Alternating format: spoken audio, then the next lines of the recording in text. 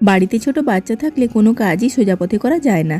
আর আমার ইচ্ছে করলো মেথির পরোটা খাওয়ার, আর সঙ্গে ছিল 3 বছরের বাচ্চা। তাই কার্যকর্ম শুরু করা যাক। একে দিলাম 2 বাটি আটা, 2 বাটি ময়দা, তারপর দিল 1 চামচ নুন আর অনেকটা পরিমাণ তেল।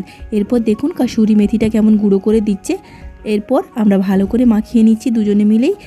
হাত লাগিয়ে দিল জল ঢালতে। এরপর একটা নরম ডো তৈরি করে লেচি কেটে 15 মিনিটের জন্য রেখে দিলাম। এরপর চাকি বেলুন নিয়ে আমি এক একটা লেচি পরোটা শেপে ভালো করে বেলে নিলাম। গরম তাওয়ার মধ্যে পরোটাগুলো এক এক দিয়ে এপিট ওপিট ভালো করে সেঁকে যখন দেখবেন ফুলে উঠেছে তখন একটু অয়েল ব্রাশ করে নেবেন। পরোটাগুলো এক এক করে ভাজা কমপ্লিট হলে তার সঙ্গে দিলাম ঝাল ঝাল কষা আলুর দম। দেখুন কেমন সুন্দর দেখতে হয়েছে।